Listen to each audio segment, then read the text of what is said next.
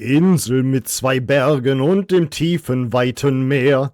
Der FC wird heute gewinnen. Ja, da freuen wir uns sehr.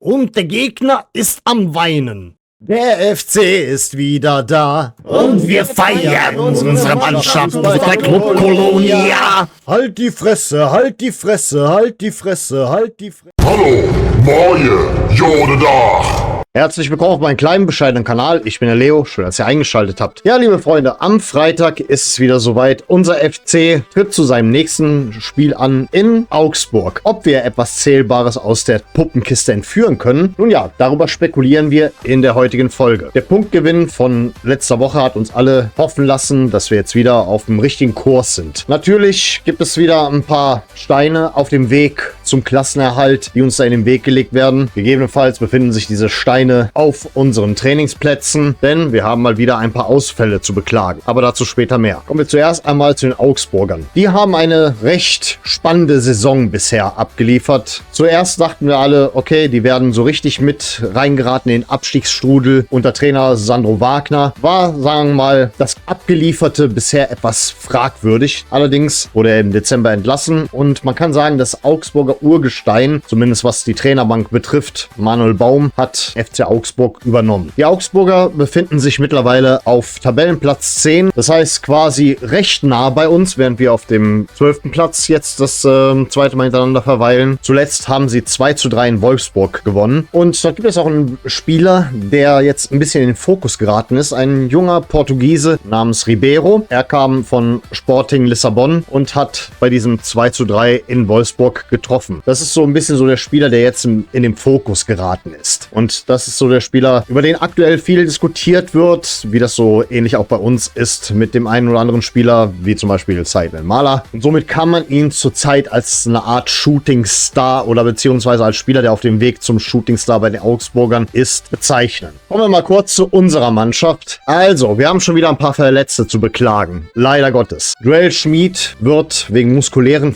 Problemen leider auch ausfallen. Dienstag kam die Meldung, dass er das Training abbrechen musste. Und Said El-Mala, da ist auch nicht klar, ob er überhaupt in der Lage ist, am kommenden Freitag zu spielen. Er musste am Dienstag genauso das Training abbrechen. Sebastian Sebulonsen gehört auch zu dieser verletzten Liste. Er fällt ebenso aus. Und ganz ehrlich, diese muskulären Probleme, die bei unseren Spielern auftauchen, das ist irgendwie regelmäßig. Und ich höre in meinem Umfeld des Öfteren Spekulationen, ob es nicht vielleicht an den Trainingsplätzen und auch generell an unserem Rasen in Müngersdorf liegen könnte. Der eine oder andere sagt auch, wir trainieren zu wenig. Und das ist ja langsam kein Zufall mehr. Ich habe auch schon in der Vergangenheit öfter mal unsere medizinische Abteilung ein bisschen in Frage gestellt, ob wir da nicht ein bisschen uns die günstigsten Ärzte im Fußballgeschäft ausgesucht haben. Aber das ist jetzt so ein bisschen, sagen wir mal, typisches Stammtischgerede. Aber ich selber schließe nicht aus, dass da irgendwas nicht stimmt. Weil das ist ja ziemlich auffällig bei uns. Warum sind wir mit diesen Problemen am meisten konfrontiert im Gesamtprofifußball? Nichtsdestotrotz, ich bin eigentlich guter Hoffnung, dass wir dort Chancen haben. Denn ich kann mich nicht mehr erinnern, wann wir zuletzt gegen Augsburg verloren haben. Ich selber war von 2022 bis 2024 dreimal hintereinander in Augsburg. Das letzte Mal, als wir dort gespielt haben, da sind wir zwar im Nachhinein abgestiegen und der Punkt hat uns dort nichts gebracht, aber insgesamt gesehen haben wir dort eine ziemlich gute Statistik. Ich werde aber trotz alledem meine KI befragen, wann wir denn zuletzt gegen den FC Augsburg verloren haben. Denn das ist der Grund, warum ich ziemlich Hoffnung habe für dieses Spiel. Hey Victor, wann hat der erste FC Köln zuletzt beim FC Augsburg verloren? Der erste FC Köln hat zuletzt am 9. September 2017 in der Bundesliga beim FC Augsburg verloren. Damals endete das Spiel in der WWK-Arena 3:0 für Augsburg. Danach Bundesliga in Augsburg, 15.04.2017. Augsburg 2:1 Köln, 9.09.2017. Augsburg 3:0 Köln. Letzte Niederlage, nur 7.06.2020. Augsburg 1:1 Köln, 23.04.2021. Augsburg 2:3 Köln, 30.04.2022.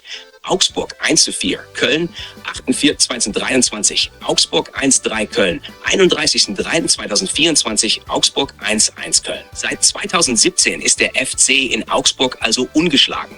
Mit mehreren Siegen und Remis. Okay, Victor, das sieht ja gut aus. Dann vielen Dank und bis zum nächsten Mal. Mache gut, schwenk den Hut.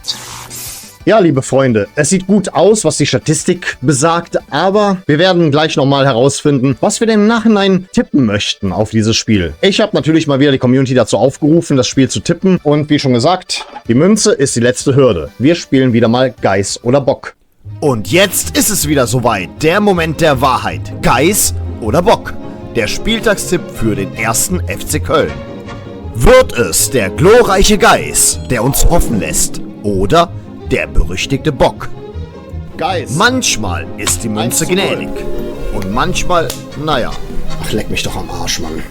Also, diese Woche haben 74 Follower abgestimmt. 16% tippen auf einen Heimsieg für den FC Augsburg, 24% auf ein Unentschieden und 59% auf einen Auswärtssieg für den ersten FC Köln. Ja, ich sag mal so, wir haben natürlich ein paar Verletzte, aber ich selber kann mir schon vorstellen, dass wir was Zählbares holen. Aber gucken wir mal. Dieses Mal geht es nur darum, Unentschieden oder Auswärtssieg. Geiß oder Bock?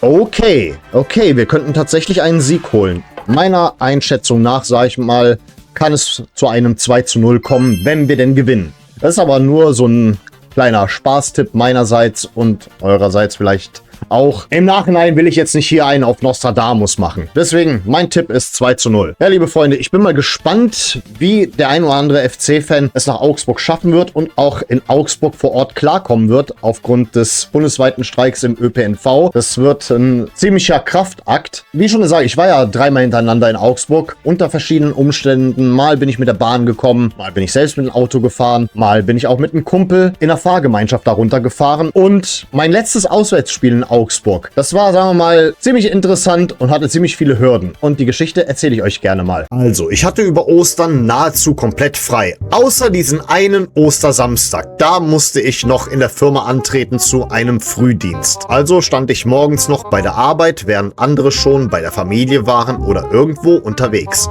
Christian hat in der Zeit auf mich gewartet. Ich machte also Feierabend und fuhr direkt zu ihm. Hab das Auto bei ihm abgestellt und dann sind wir los Richtung Augsburg. Die Fahrt an sich war völlig unspektakulär. Wir kommen also an, checken im Hotel ein, stellen das Auto in der Tiefgarage ab und gehen hoch aufs Zimmer, legen unsere Sachen ab und denken uns, okay, jetzt ganz entspannt ein Bier, vielleicht noch ein bisschen durch die Gegend laufen und morgen dann ganz entspannt zum Spiel. Wir sitzen also gerade da mit unserem Bier, da kommt ein Angestellter vom Hotel auf uns zu und fragt, Entschuldigung, ist das Ihr Wagen in der Tiefgarage? Christian sagt, ja. Und der Angestellte des Hotels sagt dann, da läuft Öl raus. Ab da war eigentlich klar, das hier wird kein normales Wochenende mehr. Christian geht runter in die Tiefgarage und sagt noch zu mir, ich bin gleich wieder da. Aus gleich wurde fast eine Stunde. Ich saß da, hab mich nicht mal getraut, ein zweites Bier zu bestellen, weil ich nicht wusste, ob er gleich wieder reinkommt oder mich braucht. Irgendwann schreibt er mir, dass er ein paar Straßen weiter ist. Er musste den Wagen wegparken. Und er stand also da mit einem Typen, der im Hotel angestellt war, als Koch. Und die haben sich das Ganze zusammen angeguckt. Ich gehe also dahin und sehe, wie die da am Auto irgendwas festgeklebt haben, keine Ahnung. Das Ergebnis war jedenfalls, die Ölwanne war kaputt. Weiterfahrt unmöglich. Der ADAC kam und sagte uns dann, dass der Wagen frühestens am nächsten Werktag repariert werden kann. Das war übrigens Dienstag, also der Tag nach dem Ostermontag. Das bedeutete, Auto weg, Rückfahrt mit dem Auto ausgeschlossen. Also buchten wir spontan noch 2 Zugtickets für den nächsten Tag. Jeweils so roundabout 100 €. Wir blieben im Hotel, trotz alledem, weil es vom Stadion aus noch fußläufig erreichbar war, so circa 40 Minuten. Am nächsten Tag gehen wir dann zu Fuß zum Stadion. Ging es noch.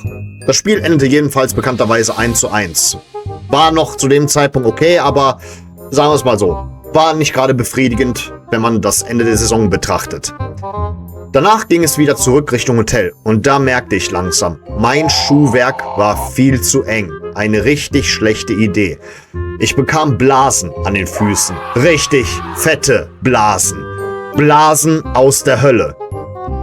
Jedenfalls holen wir unsere Sachen hinterher an der Rezeption im Hotel ab, bestellten uns ein Taxi und fuhren zum Augsburger Hauptbahnhof.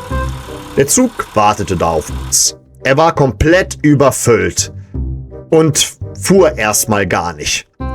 Dann kam eine Durchsage vom Zugführer. Bitte alle FC-Fans aussteigen und den nächsten Zug nehmen. Wir sind überfüllt. Es stieg aber niemand aus. Nach ungefähr einer Stunde sind wir dann doch losgefahren, weil wir bereits saßen. Also einigermaßen ging es noch, auch wenn uns Schlimmeres angedroht wurde. Wir kamen dann jedenfalls irgendwann spät nachts in Köln an. Keine Ahnung, 12:30 oder 2 Uhr. Keine Ahnung, irgendwas dazwischen. Ich saß nun da und dachte mir, Junge, du hast dir gerade fast komplett Ostern versaut. Du hättest es jetzt ganz entspannt mit der Familie verbringen können. Aber nein, du musstest unbedingt dir dieses Chaos auf der Auswärtsfahrt antun. So, liebe Freunde, das war's jetzt erstmal. Ich wäre selber gerne in Augsburg gewesen, aber ihr wisst ja, der Termin liegt unter der Woche und wäre auch logistisch jetzt auch nicht nur für mich sehr schwer gewesen, dahin zu fahren. Ich muss sagen, ich war gerne in Augsburg, trotz der ganzen Umstände vom letzten Mal. Ist eigentlich eine sehr schöne Stadt und die Leute sind auch sehr korrekt. Wenn ihr vor Ort seid, tut euch keinen Zwang an, den einen oder anderen Augsburger nach dem Weg zu fragen. Die sind wirklich nett dort, kann man wirklich sagen. Also die sind echt hilfsbereit dort drüben in Augsburg. Aber gut, mal sehen, wie dieses Duell der Puppentheater, Theater versus Augsburger Puppenkiste letzten Endes ausgehen wird. Wir sehen uns wieder zur Reaction und bis dahin bedanke ich mich recht herzlich für eure Aufmerksamkeit. Vielen Dank fürs Zusehen und ich sage mal an der Stelle auf Wiedersehen, denn wir wollen uns doch wiedersehen.